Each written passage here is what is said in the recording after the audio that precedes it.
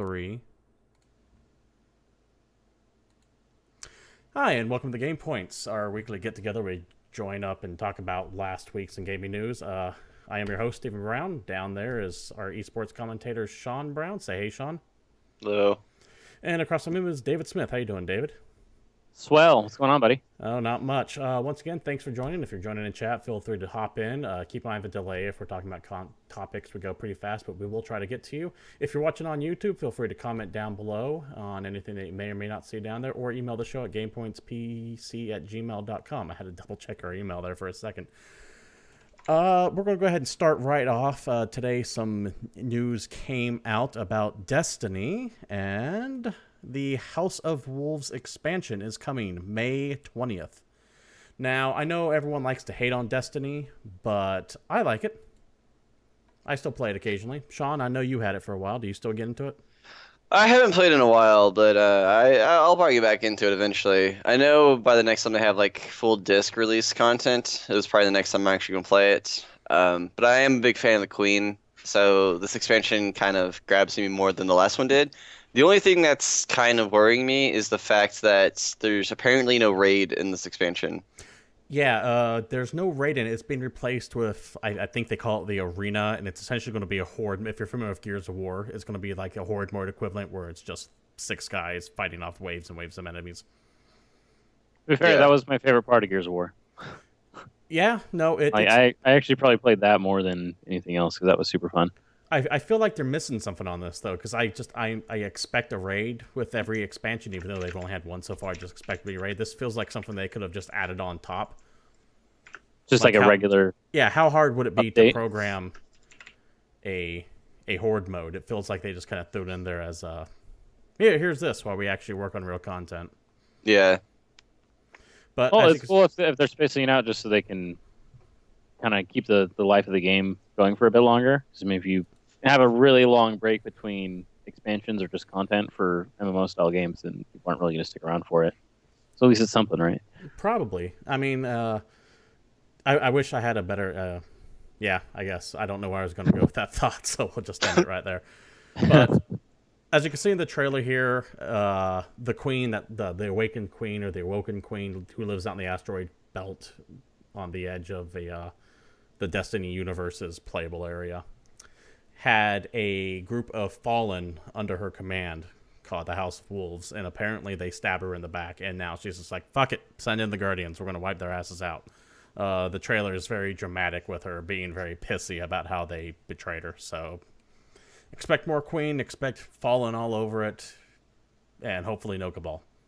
Although one note, I would Yeah. like to thank you for your Duran Duran reference. You're welcome. I worked really long and hard for about 30 seconds to think of something that would fit in there perfectly. Now, if we're following the rumored leaked release schedule for Destiny, this is going to be the last of the mini expansions. They were going to do 2, which I believe was covered under their season pass at $20 each. It was like $30 for two $20 DLCs. I can't remember the exact pricing. But if you followed that leaked Destiny stuff that we talked about a couple months ago, the next big DLC release should actually be on this DLC that was codenamed Comet. We don't really know what's going to be on that. And given that these seem to release, once every 3 months or so, that would put it May, June, July, August-ish, around that time when fall starts kicking in. So, when did Destiny come out? Was it September? Yes. First week of September. They could very easily then just put it in the last week of August, first week of September for the year anniversary of Destiny. That makes sense to me for their big DLC expansion. Yeah. That could work. I'm okay with that. But that's probably when I'll start getting back into it. When the on this When the DLC comes out, the rumored Yeah. on this DLC. To be fair, we don't know if that's true or not. No one's actually cracked the disc open and started looking at all the files yet? Well, they've That's done surprising. that. There's none of that stuff that's on there yet. What this came from was that there was a massive leak from a Bungie conference a couple months ago. Like someone actually took pictures of the PowerPoint presentation they had going and it leaked online. Fair enough. Moving on, for those who don't care too much about Destiny, like I said, it's a game everyone hates, but everyone still kind of plays. I'm kind of curious to see what the audience retention rate there is. By the way, I want to say hey to JS Williams out in chat. Thank you for joining us. Something that I'm a little bit more excited for is, remember how last week we were talking about the Can't Kill Progress arc, right? The Twitch that were showing the guy getting punished and just beaten the hell up in some prison. That It was vaguely cyberpunky. Yes, that was revealed to be Deus Ex: Mankind Divided. Yeah. Information, yeah, I'm very excited for it. I think that Human Revolution was one of the best games of last generation. Absolutely loved it. Played just like the original That game Deus was Ex. phenomenal. Yeah. But yes, they released a trailer last Wednesday, I want to believe, featuring Adam Jensen coming back again, once again voiced by Elias Toifo or Toifa. I can't pronounce his name, unfortunately. He's French. Voiced by the same guy. Yeah, voiced by the same guy. There you go. Takes place a couple years later after everything went straight to hell at the end of Deus. For those who didn't play Human Revolution, the way the first one ends, toward the ending, everyone who was augmented kind of goes nuts and starts just murdering everyone because of like a computer virus. This takes place... Thanks. Go ahead. I said thanks, spoiler guy. It's a fucking 2 or 3 year old game. Deal with it. Fact. This is 2 years after, so now everyone who has like augmentations are just being like fucking oppressed left and right, and they're like second class citizens now. They're lepers. Yeah, for the most part. I mean, in the trailer that you're seeing right now, they're just getting the holy hell beat out of them. And then there's like this Russian terrorist who's like the leader of the resistance or something like that. Well, it does seem weird that a bunch of unaugmented dudes are beating the shit out of all the augmented dudes. Yeah, unless they like... yeah, super suits. I don't know. Super suits or like an EMP or something like that. But on a one-on-one fight, that ain't going to work that way. They However, got that he has pepper a shaker that fist turns now. off electronics. There was... they had like EMP grenades. So, I mean, that is in the universe. They can actually shut that shit down. Fair enough. So is he like fighting against both sides right now? From what I can tell, yeah, he's just pissed. He's just a one-man army of fuck off everyone. Yeah. Why not, dude? So yeah, I'm excited for it though. I absolutely loved Human Revolution. Mankind Divided should be good. We actually have the box art for it as well. One of the artists took to his Twitter to show off the official box art for Mankind Divided. As you can see here, it's very traditional gamey with the main dude looking all pissed off with a gun in his hand and explosions going on behind him. You can He's more machine than men now. That's a really weird teaser to have, though. It's like, hey, guess what? We're gonna make this game. Check out the box art. Well, here's the thing. Fuck you, box hype. That's weird. The thing, I look at this box art, and it is literally as generic as a video game box art as you can get. It's the main character standing it's framed right in the center, explosions behind him. You have like the bad guy off to the side. He's got like a gun in one hand, a sword in the other. The only thing that's missing is like a giant fireball or some kind of like... No, I don't know, but tell me you can't look at this and don't see like a Call of Duty box art or a Medal of Honor box art or anything else. It's slightly orange behind him. It's every shooter ever. Yeah. So that's disappointing, the box art. However, everything else is solid. One thing, though, I do want to bring up. The fact that they were already releasing official box art when games not even a couple months from being released don't have official box art for some things makes me wonder if this game is extremely close to being released. There's been no release date given for it, though I would not be surprised if you see this sometime in September or October. You think you'll even be that far? Yeah, well, they'll wait till E3. The E3 will hit. I get the feeling we'll get an announcement date. My gut tells me sometime early fall. Okay. I like this. Let's announce games and have them released the same year. That's fun. Yeah, I'm so down for that. It's so hard to do that in this day and age, too. To have something under wraps for that long. Yeah, you can't keep anything hidden anymore. Shit gets Deus Ex spoiled. came out a while ago, few too, things. so... Yeah. One thing of note is that the voice actor from Adam Jensen actually did take to Twitter apologizing to his fans who have been asking him for months, hey, is there a new Deus coming? He's been telling them no because he was NDA'd, and he actually put a quasi-humorous apology out saying, hey, I'm sorry, I've known about this for like 2 years now. Sorry. Which to me means they've been working on it for at least 2 years, so they could have a good chunk of it, if not almost all of it done. Yeah, it's probably well within post-production already, so, and now it's up to marketing and whatnot. And that's what he knows. They could have been working on it well before then. We won't find out this stuff until later, but... Well, the last game came out in, what, 2011, 2012? I don't have that date. I want to say 2012. It'd have to be early I 2012. I think I was Yeah, it was yeah, because I think I was still maybe living like with the 2011. apartment. It's a fun game either way. Something Yeah. else that got announced not yesterday, but last week. There was also, remember how last week we talked about how Black Ops 2 and David, you kind of rolled your eyes in the back of your head and started challenging channeling a moron, Asshat. because I can't Yeah. talk fucking either Because about how I much just you love don't Call of Duty 2. Yeah. And they had all these QR codes pop up, and we're like, yeah, whatever, who cares? Well, it's been confirmed that Call of Duty 3 is coming. It's one of those things where Call of Black Duty Ops Black 3. Ops 3, I should say, is coming.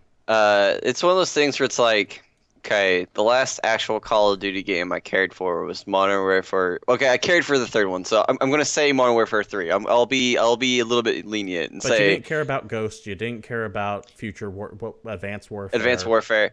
And even before that, the Treyarch ones, like World at War, the first Black Ops, I didn't care for it all while I was still playing Call of Duty. Yeah, So I never now liked it's the just like, Treyarch ones I either. double don't care. Like, I don't care for Call of Duty now, and now I especially don't care for Treyarch, because they always sucked. They released this quick little teaser here. Let me see if I can bring it up. And it's just a bunch of fucking numbers and words all scrambled up in the background. You can't make heads or tails of it, but if I had the audio on, you'd be able to hear clips from the previous Black Ops games. So it's going to be the same universe. You're going to have... I can't even remember what the protagonist's name was, but it's going to be that same universe.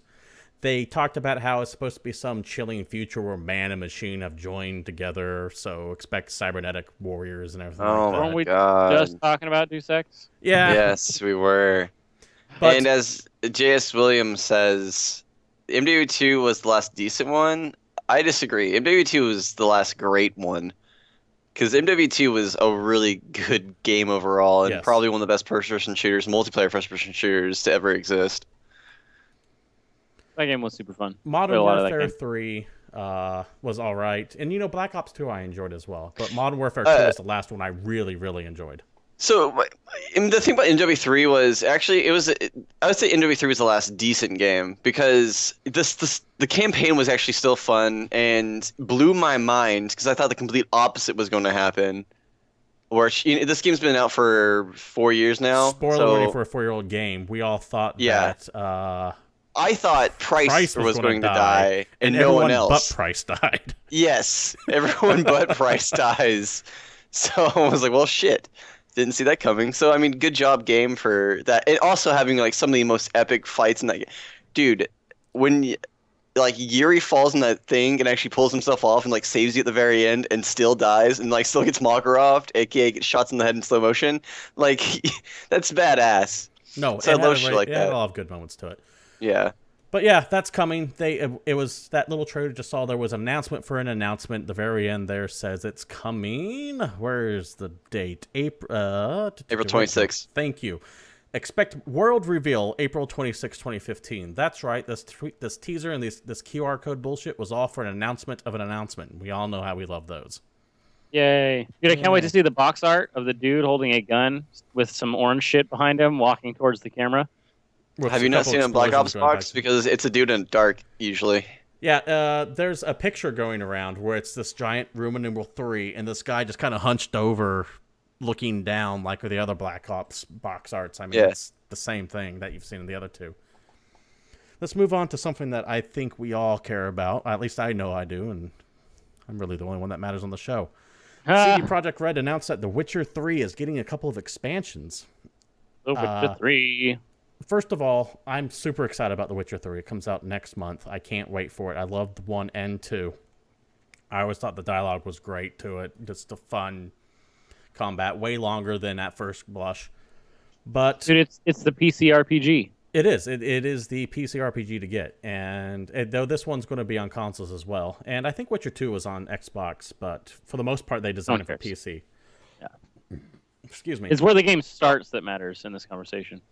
Being Exactly. attacked by my dog.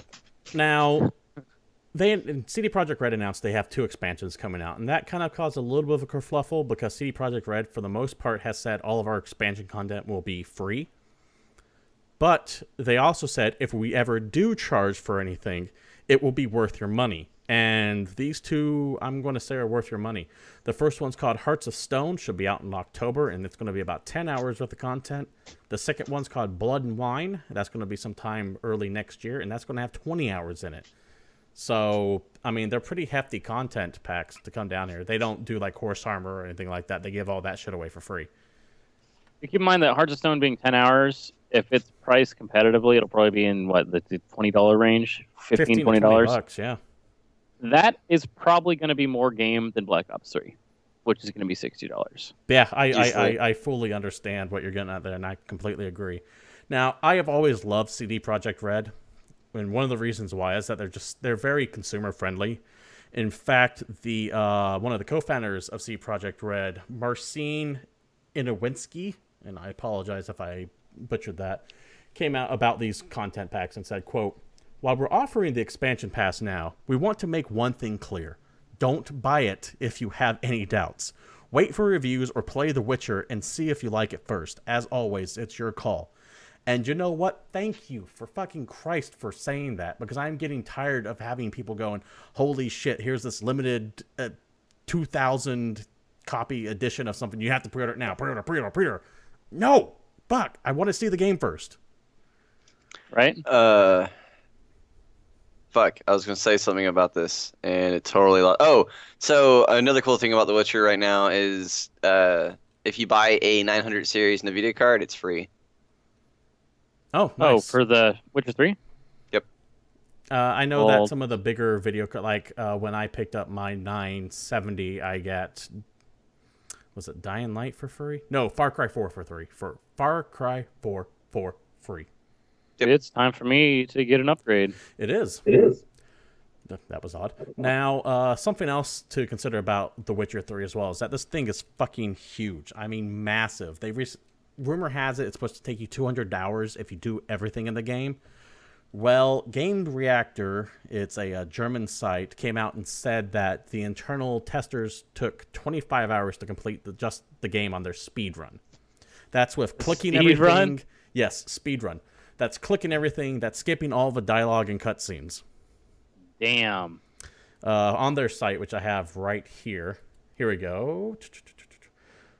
Well, a still sizable 25 hours is the time to beat, according to CD Projekt Red themselves. Talking to the developer during Frankfurt, blah, blah, blah, blah, blah, blah. That's taking the best route and clicking through all the dialogues. That's pretty good. That is nuts. This is coming from Game Reactor. This is actually being sourced from their German site, which is all in German, so I went to their English one. Is it German? Yeah, 25 hours of a speed run. Think about that. Yeah. That's not enjoying anything. That's just hauling ass. Like Oblivion and Fallout, which are long games themselves, can be beaten in a couple hours on a speed run. Main thing is I don't think you're going to see people. I don't think you'll be seeing people speed run this game on Twitch or anything like that. You might, I can see someone trying to do like an awesome games done quick thing for charity on it. Yo, to be real, someone beat Metal Gear Solid in an hour and 15 minutes, so I'm sure someone will figure out how to beat this game pretty quick. I have seen some very impressive speedruns. I like it when they use like glitches to their advantage and are able to skip like 90%, because how do you figure that shit out? Let's get into this real quick about speedruns. Okay. Because I'm a fan of 100% completion speedruns, where they actually play the game and don't glitch it. They have those. Yeah, there's room for those as well. Yes. So it's an entire another branch. But so you like the glitch ones over those though? I like them both. I do like the glitch ones though, because it's like, what kind of fucking mind does it take to figure this shit out? You're just like deliberately fucking things up to see if it gets you farther. Like, can you imagine how much research that takes? How much just prep it takes to figure all that out? Yeah. Well, even like, because I was watching a 100% speedrun of Final Fantasy VI, and even in those speedruns, they do like weird ass like algorithms where they're explaining it too, like, oh, like every fourth fight, if you like walk backwards one step, is going to be like a pincer attack and blah blah blah. Like they were just like breaking it down to its finest point. So even like 100% runs of certain games, they go like they know their shit like that. It's ridiculous. It's insane. You also have the ones that are just impressive to watch, like say Super Meat Boy. Oh yeah, that's what I was gonna say. The stuff where it's just there's tons of skill involved. High skill cat games. I was gonna bring up speedruns of Dark Souls I want to be the Bashi or whatever. because Fuck that game, by the way. some of the shit they do is kind of ridiculous. I just in believe general. we've already had someone beat Bloodborne on the equivalent of Soul Level 1, not leveling up at all, in something like less than 2 hours. Yeah. Shout out to my Yeah. guildmate Witwix, who I'm pretty sure still owns the world record for speedrunning, and I want to be the Bashi. I I'm dead serious. I tried I Want to Be the Bashi for like about 30 minutes and just immediately uninstalled it. I don't have the patience for that shit. I can't get into it. Props for you Yeah. guys to do it, though. I mean, it's something. Yeah, fuck that. I can't do it. Make regular people just very, very angry. Yeah. And those dudes are usually the ones that do speedrun like Meat Boy and stuff like that are usually the ones that are really good at pro games like StarCraft and MOBAs and stuff. I don't have the coordination for that. I was happy that I beat That's why. Bloodborne. I beat Yeah. Bloodborne, by the way. So, go me. And Nice. yes, I'm drinking non-alcoholic because I'm broke this week, motherfucker. How was the boss fight? Final boss fight. Was it Hard good? as fuck, but since I beat Yeah. it, I can tell everyone else to get good now, right? That's how Soul fans have to act. Yeah. More or less. Yeah, Well, no, right you to have to say immediately good get back now. online and then find the area that you can go to that puts you at just the level cap and then start invading people like a mug. There's that's a completely off topic thing. In Bloodborne, there are actually enemies whose sole goal is to summon other players to your map That's hilarious. to murder you. They're called like bell maidens. You'll be walking around and all of a sudden it's like you hear the ringing of a sinister bell, and it's just this enemy ringing a bell, making your instance easier to invade from other people. That's awesome. Funny. It's fucked up is what it is, because they're hard ass areas too. That's all right. Moving on, we're going to go ahead and move on to some news about Visceral Studios. Oh. Visceral Studios, as you all know, well, maybe not. They produced Dead Space, Dante's Inferno, and more recently Battlefield Hardline. Well, the general manager of Visceral Studios, a fellow by the name of Steve Papoutsis, a Greek last name, I believe, he bounced. He's out. He's done. He served as the franchise executive director on Dead Space, all 5 of them, by the way. That would be 1, 2, 3, as well as Extinction and Extraction. Yes. Oh, okay. He was there for years. I think he might have been one of the people who helped found it up. He's out. He's done. EA confirmed that in a report to Kotaku last week. He's been replaced by Scott Probst. He's a son of a former EA CEO, Larry Probst, who was there from 91 to 2007. He's been with EA since 2013. And Scott Probst recently worked on Battlefield Hardline, so he does have some experience. This does not bode well for Visceral Studios, in my opinion. EA has a habit of buying a studio, draining them dry, pushing all this action multiplayer element shit on there like you saw in Dead Space 3, and then when they don't perform, they go, why didn't you perform? Though anyone that's a fan of the series can tell you why they didn't. And then they shut the studio down. Yay. And there's no news on why he's leaving. He's just leaving. Yeah, it's not like he's going to another department in EA or anything like that. He's just out. leaving. Is he old? I don't think he's old. I know. No, he's not. Is he old? This is someone who's in a position high enough to see the writing on the wall. In my opinion, we have no confirmation on this or not. In my opinion, this is someone who is high enough on the totem pole to see the writing on the wall and is like, I'm getting the hell out before they fire everyone. I don't think Visceral Studios is going to exist for more than a year. This time next year, we'll be reporting on their closing. That's my prediction. He's leaving while his resume is still good. Exactly. We've been talking about this for a while, about Visceral Gaming, too. About just how they're not been great lately. No. Well, Battlefield... I don't know if Battlefield Hardline actually did well or not. It was just kind of came and went. No one's even talking about it anymore. Yeah. But You just did. I guess so. One thing to keep in mind is that they do have an upcoming Star Wars game, the same Star Wars game Amy Hennig is working on. She bounced from Naughty Dog to Visceral Studios. Oh, no. So they have that going on for them. However, this could get canceled the way Star Wars 1313 did. I was about to say, if you work in the Star Wars universe and you're working on a legit good Star Wars game, it's never going to see the light of day. It's the Star Wars curse. Because 1313 got canned, Battlefield 3 got canned, but apparently it's coming back, which by DICE, which isn't that part of Visceral too? DICE is its own EA Studio thing. They originally did the Battlefronts. Yeah. Or Battlefields, rather. Battlefield. That's why, Battlefronts. because that's why I was asking. Mixing Is up your Battlefield front Hardline? I totally missed that. I'm sorry. Who said what? I was saying because the reason why I brought it up is because Battlefield's Hardline. I didn't know if it had any kind of affiliation with Visceral. No, other than the fact that it's technically a battle. No. Okay. David, you were saying. They Cops and obsidianed robbers. it. Yeah, Yeah. cops and robbers. Yeah. I'd like to Yeah. thank. I'd like to welcome Princess Christy to the chat. By the way, thanks for joining us. If you have any questions, feel free to join in. But yeah, that Star Wars game. I get a distinct feeling, and once again, this is just a feeling, that Visceral's going to get shut down in 6 months, and they're going to hand that off to someone else. And it's not I gonna be really someone hope very great. not. Yeah, it's gonna be terrible. But Yeah, like, you got this like It's gonna be amazing really game writer. polished for the first Motherfucker. like half, I guess, right? And then it's gonna get Evan Rising, And just go straight to hell afterwards. more or less. But yeah, that's that. That's sad news for Visceral. I think their future is not looking good. Moving on to our next topic, and this is more of a story for myself because I like actually seeing political and games getting mixed together. If you live in Crimea, you ain't playing Blizzard games anymore. Now, do you both know what's going on in the Crimea region of the world? Hey, dude, I've read the internet. Briefly, yeah. Long story short, Crimea was a part of... I'm going to give you the 2-bit history of the region, the immediate history of the region. I like that. Soviet Union fell apart. Ukraine became its own state. Part of Ukraine is still very nationalistic toward Russia. Russia is being run by a thug by the name of Vladimir Putin. Russia He also went, runs This Fight game has Club. poo in it.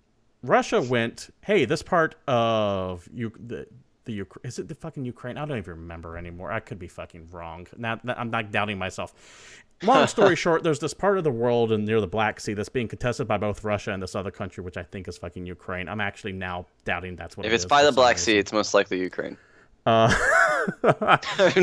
But region, and for the most part, America. Russia has annexed it, and the rest of the Western world went, no, we don't recognize that, and put in all these sanctions, including entertainment sanctions. So to comply with the U.S. sanctions against the Crimea region, Blizzard has blocked out all access to any of their games, including World of Warcraft and Diablo 3.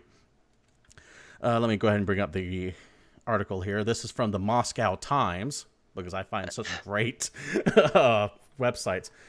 But they're essentially reporting on a geektimes.ru, which is a Russian site that, where is it? In accordance to current trade regulations relating to the region of Crimea, we are legally required to suspend your access to your Battle.net account.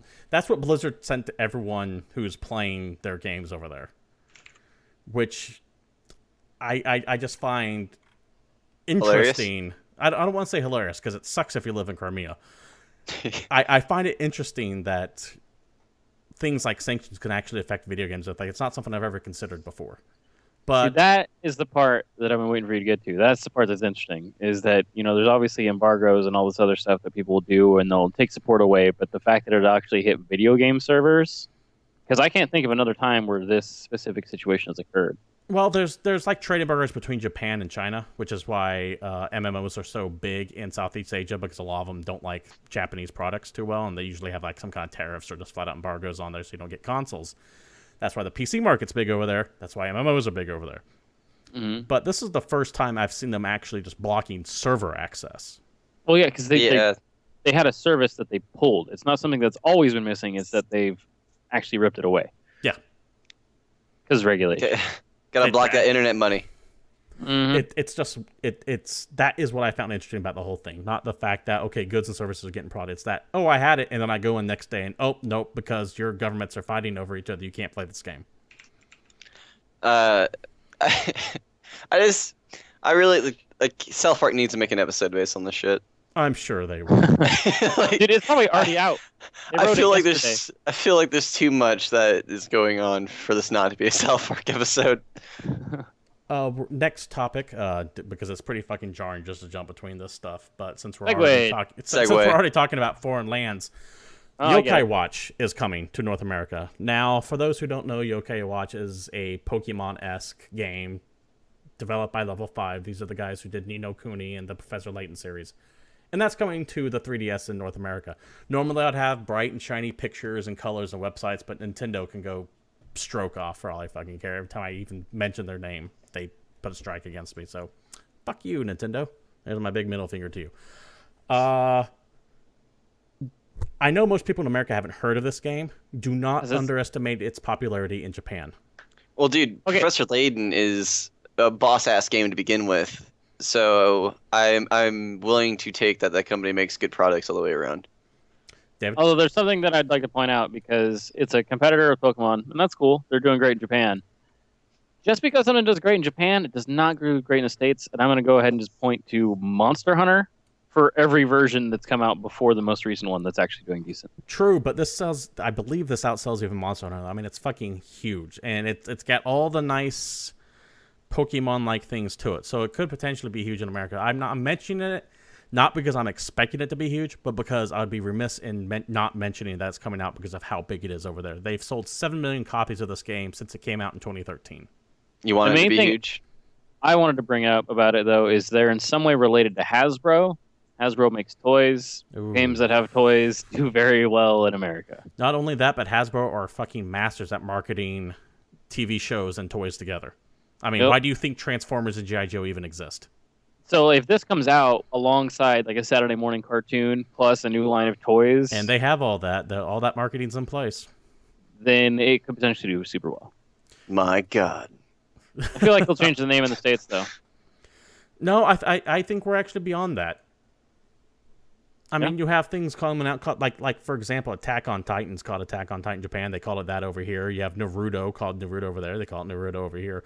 I think we're past changing the name unless it's completely like mistranslated, like Innocent Skullgirls in Danger or something like that. I'd play that though. So yeah, I fully expected it to be called Yokai Watch. Now the funny thing is that when I was first told about this, it was at an industry event, and they're like, "Oh yeah, I want to work on the Yokai Watch." It was a developer over there. I heard Yokai Watch for the first time, and I actually thought it was like a watch game that they played. Sorry, I gotta handle something in chat real quick. We're not talking shit about Transformers at all. Like, Transformers was our childhood. Soundwave superior, Constructicons inferior. I would just like to point out that the 1986 film Transformers the movie had a theme song that was done by Lion. It was also the last film that Orson Welles did. Yeah, don't even think we're gonna be. Don't act like we don't know trivia about Transformers, the 1986 cartoon movie, son. I was old enough to see it in the theaters. Oh, you're old. Yeah. Older than us. Anyway, go back to whatever you were talking about. We had to go off on chat there for a second, just make sure that we're all Transformers fans here. We can all agree that. Yeah. Every now and then we Generation 1, none of this Beast Wars bullshit. It's official, dude. I will have to make a small addendum. You cannot hate on Beast Wars because of Dinobot and Robot Valhalla. Wait, what? Yeah, fuck right, motherfucker. Dude. Right, we need to change the podcast to Transformers. This is you being slightly too old. Beast Wars, man. Okay, Dinobot, we're going to take a pause Valhalla. from games real quick. You need to tell me where Robot Valhalla is. So, Dinobot is fucking ridiculous, and he's all up in his... I don't even know. He's not really a knight. He's just classy is the only way to describe him. And so he gets iced like multiple times in that show. And his whole job, everything he wants to do, everything he's fighting for is so he can make it into Robot Valhalla. Okay. Yeah. It's a line. But do we like Shia LaBeouf? I don't know what you're talking about because those 3 movies are not Transformers movies. They're Michael Bay explosion movies. Not quite a hunk, not quite a dweeb. Shia LaBeouf. Wait. Are you guys talking about actual cannibal Shia LaBeouf? Actual cannibal Shia LaBeouf? I got a YouTube video for you. Go ahead. It's so good. When you have a moment, go ahead and just look up actual cannibal Shia LaBeouf. It's totally worth it. Transformers talk done. Back to games. David, you're currently installing Grand Theft Auto 5 on the PC. Yep, that's why my audio quality probably isn't the best, because I'm going to download that more than I'm going to talk to you guys. Fair enough. How long is it taking you? It is taking me probably an hour and a half. Total or from where you're at now? No, total. Now, I started it when I got home from work. You said that the download is 60 gigs. And an hour and a half with our internet connections is pretty fucking impressive to begin with. Keep in mind, I'm at like 11 megs down right now. We have extremely 11 megs is on the higher end of what most Americans have because our internet infrastructure sucks balls. That's what he's downloading at. He gets like 90. Yeah. But still 11 Yeah. megs is still on the lower end of that.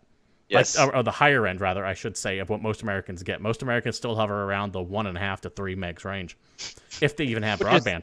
And that's not counting people who really have restrictions like military members out on base or college kids. All this does is remind us that our internet structure sucks, or our internet infrastructure sucks ass in America, and they still have to make discs for games. And Grand Theft Auto, because it's so fucking big, is coming on 7 discs. Now, I can't remember the last time anything has... I can't remember the last time anything came on more than 1 disc. Unless you're talking about Final Fantasy 13 for the Xbox. Oh, that was 3 discs, wasn't it? It's 4 discs, I believe.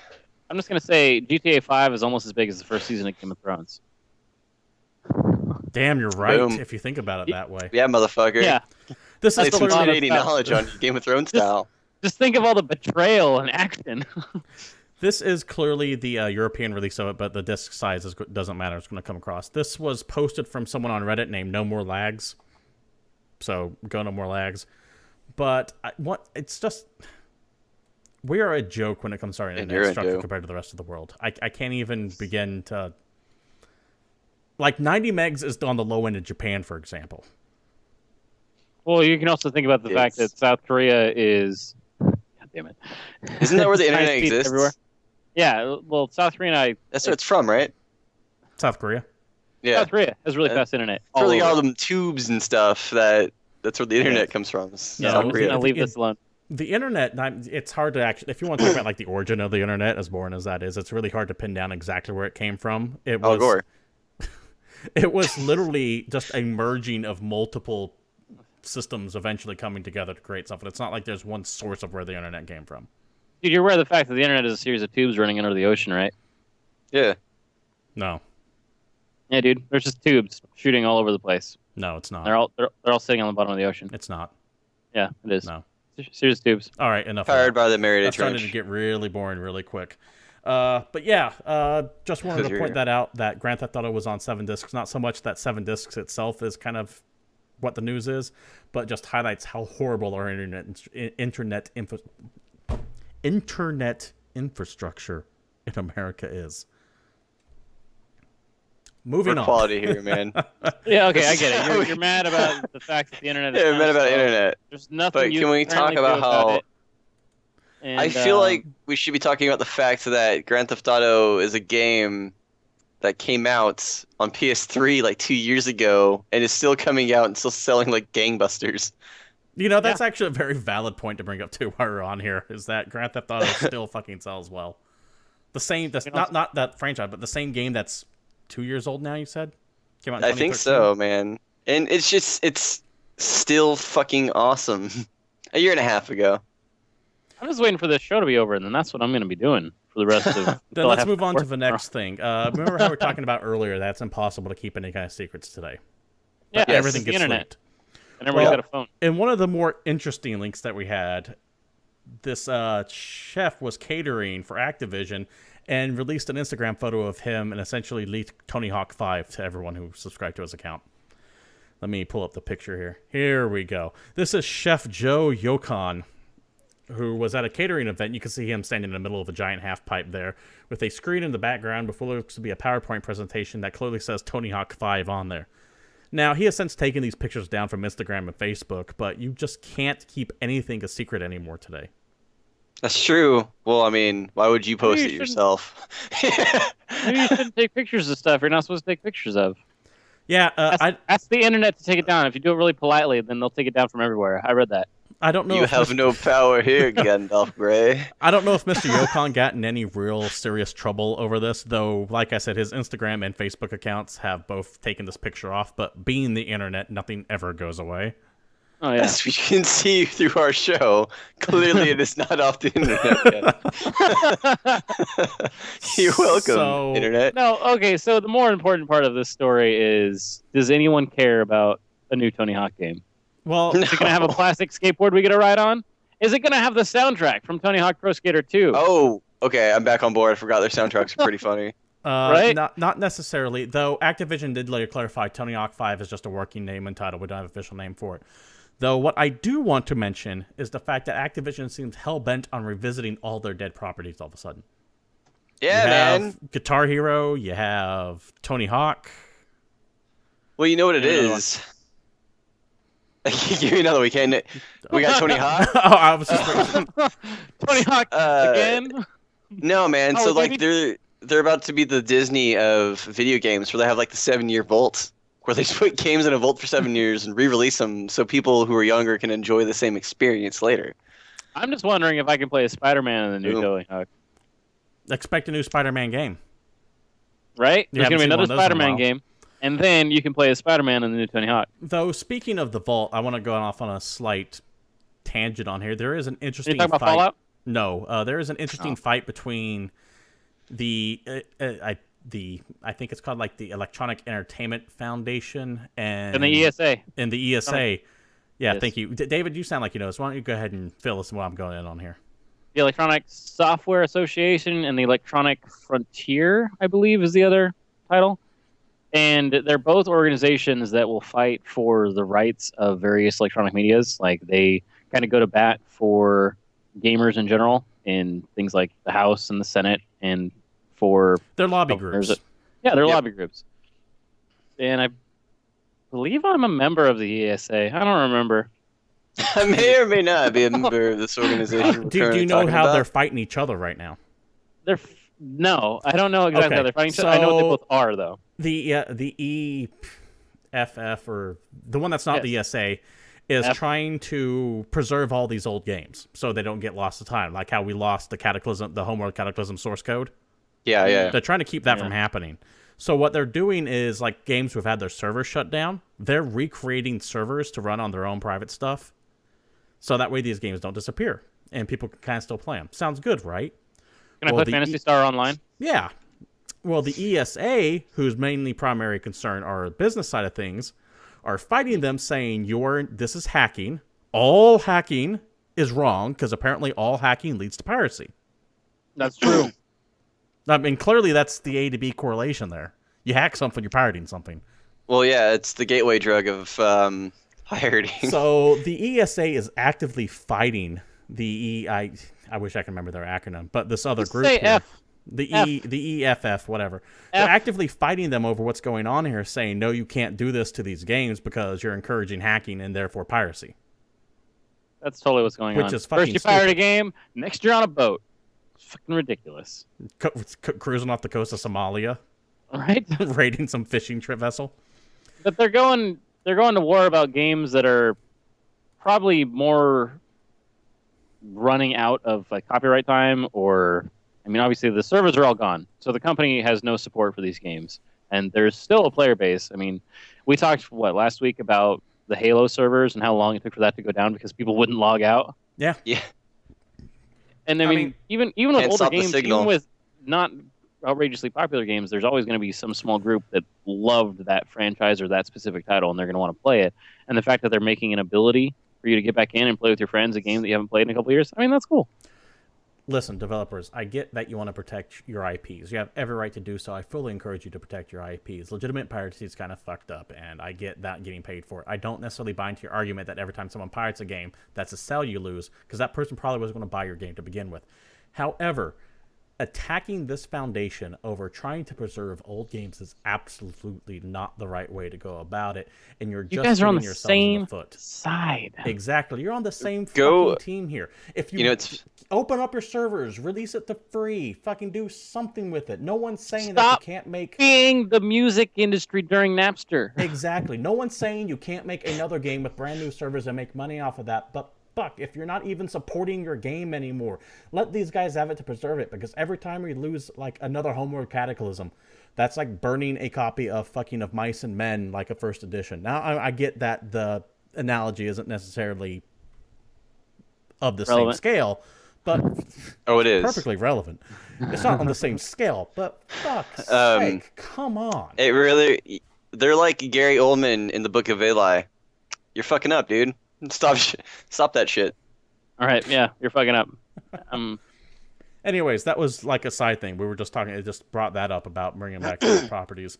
Other news. We've had a bunch of random weird teasings and announcements recently, and Square Enix, in addition to Deus Ex, is also teasing what looks to be possibly Star Ocean 3? remake, new one, extra one, weird noise in the background. Oh. Star Ocean Oh, Infinity. Star Ocean knows. But Till the end of Infinity. Ocean. until the end of our money. But How much ocean is in this Blood Ocean? Blood Ocean. there's a site that went up. Now there's been some more reveals since the story first broke. Now it says Star and it's got 2015 and then 01 on there, probably eventual release date. Smart Money says it's going to be Star Ocean. We can't confirm for certain because they're not really getting into it, but looks like there could be another Star Ocean on its way, which is interesting because I believe Star Ocean was done by Trice, weren't they, David?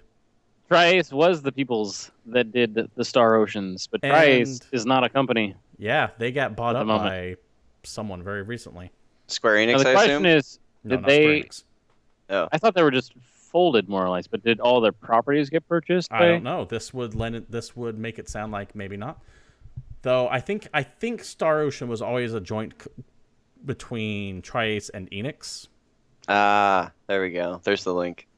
and that could be what it is. I don't have that information, unfortunately. Though once again, another announcement for an announcement, because that's just what we do in video games these days now. Hold on. David, what was Hold that, on. David? What? Oh, dude, Hold on. I know what you're going to say. And yes, we are. Sorry, we had to respond to chat for those watching like on YouTube or something like that. I got asked if we were 49er fans, and you fuck right I am. And David. Enjoy your next 5 years of not having a good team. Yeah. David, Enjoy your next 5 years of that face. What's up? I will. David, you like Star Ocean? I do like Star Ocean. What would you like to see really in a new Star enjoyed. Ocean? You know, the funny thing is I really like Star Ocean. I really like those games, but I'm at a point where I don't really play a lot of RPGs anymore because I don't have time. So as much as the concept of a new Star Ocean sounds awesome to me, and I may even buy one, I don't know if I'd even play it. Because if it's more traditional RPG, you know, this big story, this grand adventure, it'll probably be cool with good writing and great cinematics and all this other stuff. But I don't know. Yeah, I mean, That's I'd gonna be rough. love to see what comes from it. Sean, did you care about Star Oceans at all? Not really. I was kind of younger when they were kind of big, so I didn't get to play them a lot. I think you would And appreciate too. Given your taste in That's- things like Chrono Trigger, I think you would enjoy too. That's what I hear. I was actually going to ask a side question about this, because what did Enix do by themselves before they joined Square? They produced a bunch of like some of the lesser known Super Nintendo RPGs. Like I think they did the Seventh Saga. They did Robo Trek. They did There's this Warrior? very yes, No. thank you. Did I was they going to do get Dragon there. Quest? They did Dragon Warrior and Dragon Quest. That's Yeah, like that's the what I specific thought. big Okay, games so they that's did. their big thing. I actually completely forgot about that. I thought this was a Square property for a while because they've been merged as a company for so long now. They also Yeah, did you might have been Valkyrie thinking of Profile. Breath of Fire as well. Oh, that's right. They did Valkyrie Profile. Yes, it did.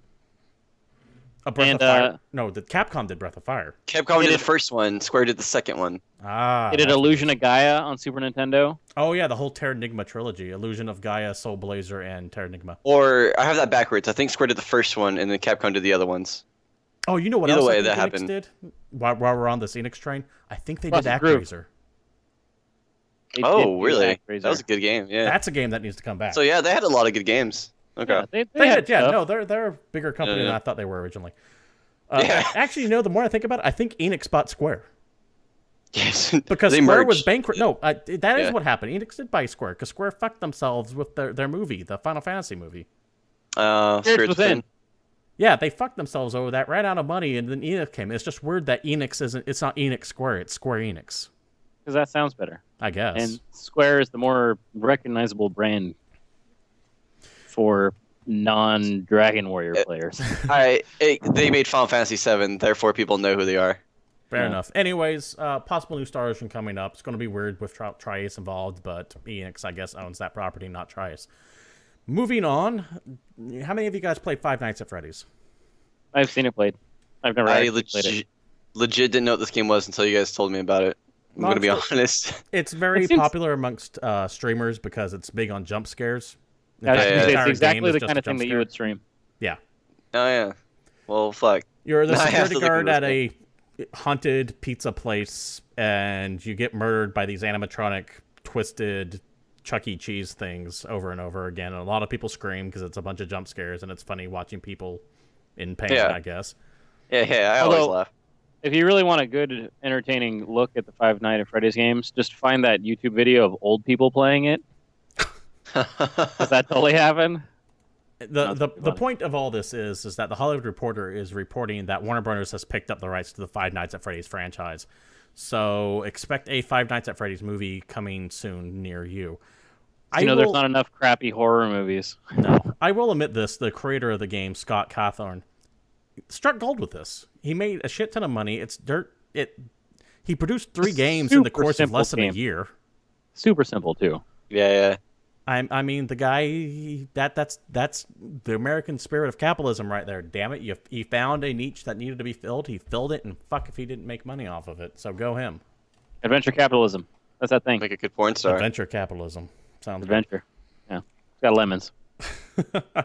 Moving on to this week's new releases here before we go ahead and get into the esports stuff. David, as you know, Grand Theft Auto 5 coming out in PCs. Woo! You'll be playing that probably in about 20 to 30 minutes. Yep. We have 60% more bullet per bullet. We have Titan Souls coming out on PC, PS4, and Vita. This is interesting. It's kind of like a 2D Shadow of the Colossus. You had me at 2D. There's nothing about that sentence I don't love. I believe it's being pumped out by Devolver Digital, one of my now favorite companies of all time there.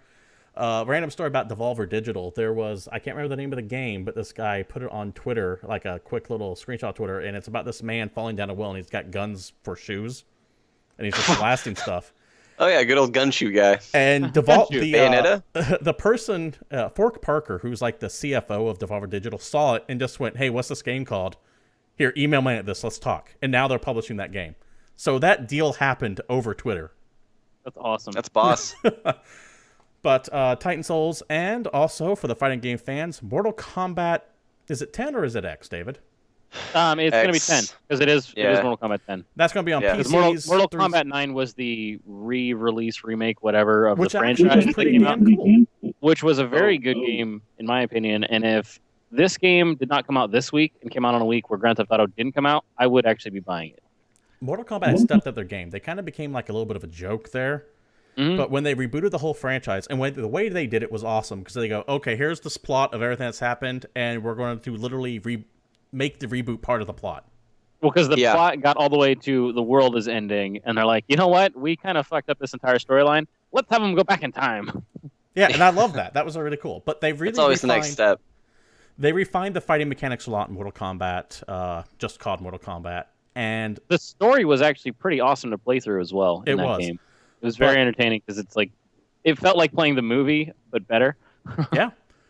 But what they surprisingly did is that they improved on it with Injustice, which was a fantastic mechanical fighting game. So the one thing that the game doesn't have is Christopher Lambert, though. Ooh. That's my 2 cents.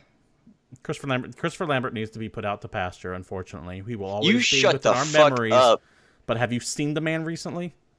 Do I care? He's a Highlander. He can't die. You should. And we need to keep that memory of him back from the 80s and early 90s. You never want your heroes to overstay their welcome, which is kind of a problem Harrison Ford's having right now. All right, I've had enough of you and your sass. Sorry, Harrison Ford has not Christopher been taken Lambert, as a you can talk smack about all you want. Whatever, dude. Did you say Terror Force 1? Sidetracked and just right there. I'm dying. You're killing me. Welcome to chat, Cleopatra 22, by the way. You know, just fuck, I can't even think what I was gonna say now about. Christopher Lambert. You can hate on him all you want. He died in Highlander 4, which is actually a great movie, better than the third one. But Harrison Ford, leave the fuck alone. That man is trying to kill himself on a plane for no reason. Let's move this back to Mortal Kombat 10. I guess. David, what excited you about it? Why were you going to pick it up? Well, I just actually really enjoyed Mortal Kombat 9, or just Mortal Kombat. You just like the way they were going? The fighting system, the way the story felt, the way the game felt, and also, for me, that was one of those games that I could pick up and start playing again, because it felt enough like the old Mortal Kombat that I wasn't intimidated, because I'm not a huge fighting game fan, but I play a lot of fighting games because I have friends that are super into fighters, and they play, King of Fighters and Street Fighter, and they're way the hell too good at it. Mortal Kombat is a series that I can pick up and I can still play with the fighter kids and actually hold my own, because it's a different style of game. It's got a different pacing. Yeah, definitely. It's far more casual. Yeah, it feels fun also. But they've tightened up the mechanics behind it, though. It actually is more than just a button masher now. I can back this up too, because I've never played it. Like, I'm not a fighter at all. Like, I don't play fighting games. I'm not good at them in any stretch of the imagination. But like when the reboot came out, I was actually visiting California and I was staying at David's house for the night, and I played that game like right when he got it, and I handled one of the roommates at the time. And I've never played this game before, and like it was one of my happiest memories because she was so competitive, and I just like beat the shit out of her. Mortal Kombat memories, but yeah, Mortal Kombat 10. Game. I'm looking forward to it. We're going to go ahead and move on to some other competition of esports. Now, Sean. Yes. I want you to be able to get through this entire segment without saying the words "they shit on someone." I'll do it for you. Just let me know what happens. When I was editing last week's stuff, that was almost every other sentence out of your mouth. So last week was a shit show, and I already told you that. I forewarned everyone that last week was going to be a shit show. Start the entire conversation with, I'll warn you, last week was a shit show. So let's start with the North American LCS final. Yeah, they got crapped on? No. So the semifinals. So the finals happening this week, and I was going to go into a little preview of semifinal matches were Team Solo Mid versus Team Impulse. This was a match that I think a lot of people were looking forward to. A lot of people had Team Impulse upsetting TSM, and it looked good for the first game. Team Impact actually put in work at the first game. Rush, their jungler, is outstanding. By far the best jungler in North America right now. It's a Korean import for the team. Number one jungler in North America. Number one jungler in North America, Rush. You heard it from Sean first. And everyone else who casts. But he's playing super aggressive champions like Vi and stuff like that. And in this first game, he played Nunu, who's kind of a passive aggressive jungler. He likes to steal your camps, but not really fight you. So he's like, I just stole your shit. Now I'm out. That seems like an absolute asshole thing to do.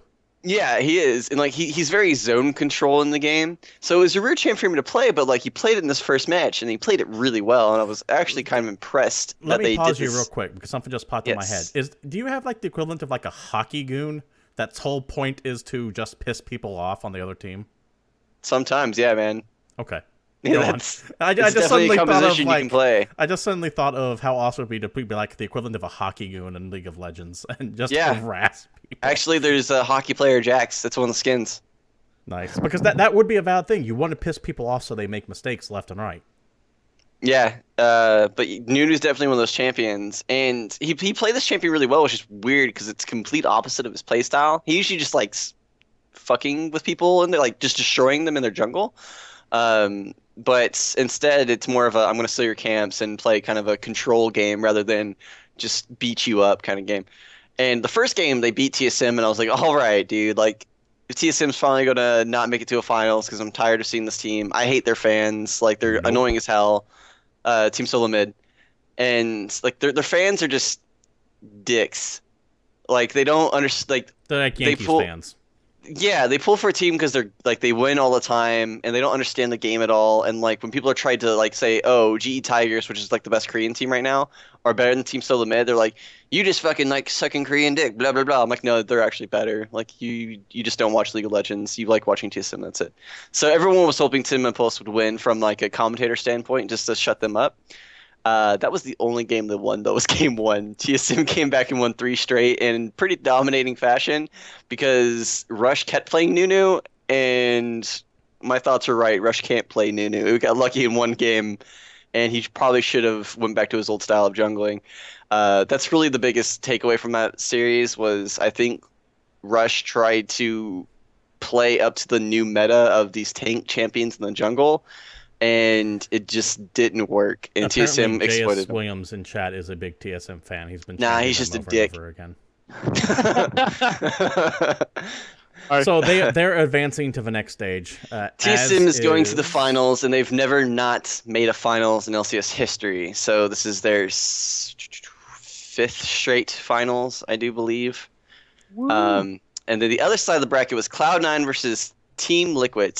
Now, I had Team Liquid upsetting Cloud9, and this match was really fucking good. If you want to go back and watch a series from the semifinals from EU or else NASCS, go back and watch Cloud9 versus Team Liquid.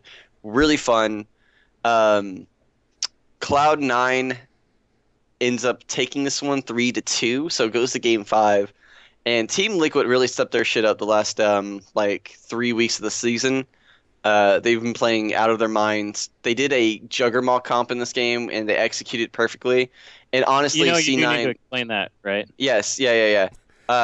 You just say Juggernaut because No, I know you that this motherfuckers! Like kid- every time I do something like this, you guys I'll say something and I'll build up to it, and you guys gotta explain this. I'm like, motherfucker, I'm getting there. Like you gotta let me set the mood though. Oh, I'm sorry. I don't like waiting This for the happens mood like to be every set. fucking week. Turn the lights down low. Yeah, dude. I gotta light some candles, like incense. Gotta rub your shoulders a little bit, and then I put it inside of you. But Team Liquid runs a Juggernaut comp in game 2, in which you can lose this game in League of Legends and pick and bans pretty easily if you don't see certain things coming. And right now, this comp called the Juggernaut comp is very strong. And it's basically you pick one it's a 2-champion composition that's really important, and it's a top laner of Lulu, which is a support control mage. You play top lane, and Kog'Maw, which is an AD carry that's a hyper carry. He's really good past 30 minutes. He takes a lot of items to snowball up and like get to full speed basically. And then you need like a whole bunch of tank lines and so your jungler and your support you want kind of tanky and pillish, so like you just protect the Kog'Maw. And then your mid laner, you want usually like a high burst damage mage in the mid lane, so you have more than just the one damage output in Kog'Maw late game, because it does get kind of bad if he's your only source of damage. But this comp is unstoppable if you give him the right champions. And C9 like completely let all these champions through. The first rotation for Liquid was Lulu, Janna, and it was Lulu, Janna, and someone else. I can't remember. But like that's just an instant tell as soon as they have Janna and Lulu that they're picking Kog'Maw. And C9 just let it happen. Like they just didn't even try to protect their picks in this game. So like that game was just an automatic loss. You can't do that to a pro team. You can't give them those power picks and expect to win. Period. I don't care if you're like the worst pro team or the best pro team. You're going to lose that composition. So they fucked up on banning the wrong people. Picking the picks and bans really, because at that point they could have picked Kog'Maw, and now Liquid that should have comp, banned different people, and Cloud9 got the people they wanted. opposite. Liquid got the people they wanted. C9, it's not the banning either, because you can't really predict that comp coming, but you can counteract it by picking away the Kog'Maw before they do. Because if you see these champions coming, if you take away the Kog'Maw away from this comp, that comp is now shit. There's not another 80 carry that can fill this role, because Kog'Maw's got such a ridiculously long range that he can do everything. So if you just simply pick away that Kog'Maw, now their other picks are shit. So Cloud9 lost one game strictly just on the first pick and ban of the game. Before the game even started, they lost. And like I was watching this game, I'm like, oh my god, they're gonna get shit on in 30 minutes. I believe it's a 32-minute game. That's one. It happens, man. I'm impressed it's only been one, to be fair. But yeah, Cloud9 gave away that game in picks and bans. The rest of the games, High had one game where he just simply called their opponents. He's really good at this. He makes really good strategies in game and adjusting in game. Game 4, I think it was game 4. No, it was game 5. Excuse me, game 5. He did a really good job of just controlling the game from mid, and you could really tell his shot calling was part of that game. Really good objective control. But that series all over was fun. So the winner of that game was Cloud9. So for I think the 4th time out of 5 possible tournaments, it's Cloud9 versus TSM. And this is really, really hate about North America. Who's gonna win? LCS. TSM. Always Cloud9 versus Do you TSM. got a spread for us? TSM, I'm going to say 3-2. Just because of the history of these two teams. They play each other a lot. They know each other very well. They know what they like to play. So these teams have played each other a lot because of just they meet in the finals every year. It's literally every year. I think LMQ played TSM last year in the finals, and that was like the closest that it's been. TSM was in 4. Oh, you're saying TSM in 4? Okay, I gotcha. Yeah, Josh Williams says TSM in 4. I want Cloud9 to win because I really don't like TSM. I used to love TSM back in the day, but their fans have really ruined that team for me. Do you hate TSM or do you hate their fans? Both now. Okay. I don't like their owner. I don't like the organization as a whole. I don't like their coach. I like their team. Like I like Dyrus. Dyrus is still a great player. I love Dyrus. He's their top laner. He's a really fun personality. I really enjoy him. Bjergsen's a great player mid lane. He's by far the best player in North America. Mid laner anyways. I think Piglet of Team Liquid, their AD carry, is phenomenal. He's a world champion. So I mean, that in alone says enough about your play. I'm tired of seeing him. Not to rush you, but we are kind of sitting hitting time here, so we're going to move you on to the EU LCS, and that's what happened last week. It looks like Fnatic won their match. Fnatic did beat H2K in their matches, and Fnatic did a lot of cheese against them. Well, not a lot of cheese, but they played Lee Sin top and won a few games with that, and that's really shocking. To me, that says H2K got... cocky?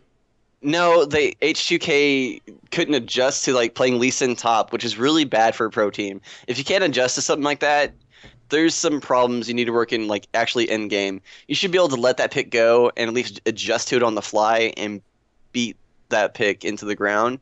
Mainly because Lee Sin's late game is pretty terrible, and in the current meta, that champion just isn't that great right now. So they lost to like a really bad comp like a few times in a row, and Fnatic. H2K won the first game pretty dominating, like Team Impulse against TSM. Let me pause you real quick, Sean. If you're watching this on YouTube, you're going to see that the person who's currently not talking down there, David, is entertaining us by showing us one of the Spike Spiegel's Bebop ship, I think. Yeah, that'd be the Swordfish he's interacting too. With Chak. So if you're wondering what the fuck he's currently doing right now, he's keeping Chak entertained. Who don't know this. I just felt the need to explain what was going on there, because remember, we do put this up on YouTube. So I don't want people wondering what the fuck he is doing right now. You don't need to explain what I do. Just let it happen. That'd be the Swordfish 2. Swordfish, that's what it's called. All right. Swordfish 2. But yeah, first one Fnatic does just sold. the first. Fnatic does end up winning the series overall, and that's not really a shocker. I really like H2K, and I like the mid laner in Ryu, aka the dude that got shit on Faker as Ved. That's 2, by the way. That is 2. Yeah, you're welcome. But like, there's no way to explain it. Like, that's if I'm going to use that, it's going to be on for Faker versus Ryu, because that's what he's known for. Just getting dumpstered on Zed. But Fnatic advances onto the finals. Now, SK, who was the #1 team in Europe pretty much all year long, plays Unicorns of Love, who was a shocker in the first place. I'm so upset these people won based on their name alone. Dude, you're still mad about Unicorns of Love. They took it to Game 5 and beat SK. Unicorns of Love in their rookie split is going to the finals and playing Fnatic. I mean, hey, good on them. I guess it's just that name. Suck it, everyone. So in 1 year, they have beat TSM and San Jose EEM. So in TSM's backyard, they beat them. Now they're going to the finals in their first rookie split as a team. Unicorns of Love, and they win games by cheat. Like, I don't understand this. Like, because the whole thing about best of fives is like, okay, if a team can cheese you, shame on you once. Like, they should be able to win game off cheese. Which, by the way, if you don't know what cheese is when you do like something just ridiculous, like that's completely out of the meta. You play champs no one plays. You do something that's just completely absurd. That we all do this in this game. It's just completely absurd. They beat him like 3 games doing this different, like, they're like, okay, most people will cheese thee once with the same thing. We're going to design 3 different ways of cheesing you in one series, and it worked. Hey, if it worked. I mean, I guess there is a strategy to that. If you're training up on, okay, this is the current meta, we're going to train on this meta, we're going to train on this meta, and then this team comes along and goes, we're going to use the 5 least played people of all time and just fuck you up. There's a strategy to that, I guess. And Josh Williams says, I called Unicorns of Love shit a couple weeks ago. They're still shit. They're still a bad team. This just says how bad any EU LCS is right now, man. All right, Sean, Fnatic versus Unicorns of Love. Who wins? I'm going to say Fnatic, but obviously Unicorns of Love is going to win this thing. But what's the spread? What's the spread? It's a best of 5, so I'm going to say Unicorns of Love in 8 games.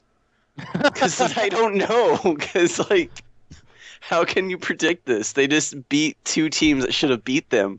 I'm going to say, and honestly, I think Fnatic will. I think Fnatic should beat them in a 3-0. Okay. I think We if can there's a talk about team the that can fact that- stomp on cheese, Fnatic's going to do it. Because So Fnatic just- goes hard all the I time. keep bringing up cheese, but you got to understand that there are other regions that, if you think about, are only playing cheese, and when the regions meet, that's why shit gets all weird. They're just doing it now before they face other regions. So here's the thing, Sean. If Unicorns of Love wins this upcoming match, you realize that you would have miscalled them now 3 times in a row. Yeah. Because you expected these man. guys to get knocked out right out the gate. And a blind squirrel finds his nuts at least once a day. Fair enough. LPL is also going on, but there's just too much of it Dude, going on. We need for it to whittle down a little bit more before we can really get into it, right? It's just too much for me to go into detail in only like 10 minutes. Fair enough. We'll hit them 10 once the minutes. field compresses a little bit. I do have just a random... This is for chat. People who are currently watching right now. There's someone in there named Princess Christy who for some reason thinks I'm Canadian, and I have no goddamn idea why. Because I'm American through and through, and I refuse to be recalled from someone who's in Canada... No, I'm so fucking flustered right now. I can't even handle that. You just I got was gonna make Canadian, some bro. joke right now. I can't handle it. He's actually mad because he is Canadian. No, I'm not. I love Canadians though. They're Has fantastically a boot polite that people. maple syrup. Yeah, Yeah, I like they apologize maple for syrup. everything. Anyways, is there anything else you want to add real quick, Sean? Like I said, I know the LPL is way too crowded right now. To The really short get and into. skinny of LPL, EDG is going to win, and I honestly don't think they'll drop. So they do a normal bracket, so 8 teams, quarterfinals, semifinals, finals. So at a possible, you have to win 9 games basically to win the tournament. I don't think they'll drop a single game. They're that good. Sorry, I'm distracted by chat right now. I'm being a bad host. You're good, Apparently, my man. Twitter says I'm Canadian, unless I misspelt my Twitter handle. I don't think I did. Oh boy, David, is there anything else you want to sign off with before we head out? No, I'm just waiting to play Grand Theft Auto because I got this notification in the corner that says your game is finished downloading and installing. So I'm good. I'll talk about that game next week for you guys, or all the time. Okay, I just figured out the Twitter conundrum before we sign off here. CA is U.S. shorthand for California, not Canada. Though, But I mean, California is like the Canada of the States. I can appreciate that mistake if you're not thinking about it or if you don't live in America. So I think she's Canadian. hey, more power to you. Thank you for watching Princess Christie as well as oh my God, my camera just fell down. Thanks for watching. We are live Thanks for every watching Monday Game Points. at- This has been this has been Game Points. I am your host, Stephen Brown. You can't see me right now because my camera fell. Down there is our esports commentator, Sean Brown. Say hey, Sean. You can follow him Hello. at Disco_King. Across from him is David Smith. You can follow him at Palshai Satori, even though he doesn't message anything. Say hi, David. Or All bye, I do should is say. tweet mean things at you. I That's am my Steven. whole life. I am Stephen Brown. You can follow me at CapitalistPig21, even though you can't see me right now, because fuck if I'm going to grab my camera. You can follow the show at GamePointsPC on Twitter. You can email us at GamePointsPC@gmail.com if you have any questions, comments, concerns, you want to know anything you want. I may or may not answer you. You can like us on Facebook at GamePoints Podcast, and you can also watch our old shows on YouTube. Just type in GamePoints Podcast. We should pop right up. Once again, thank you for watching. If you're watching on Twitch, you can catch us live every Monday at 8 p.m. Pacific Standard Time, or you can catch old episodes on YouTube, like I said earlier. This has been Game Points, and we are out of here.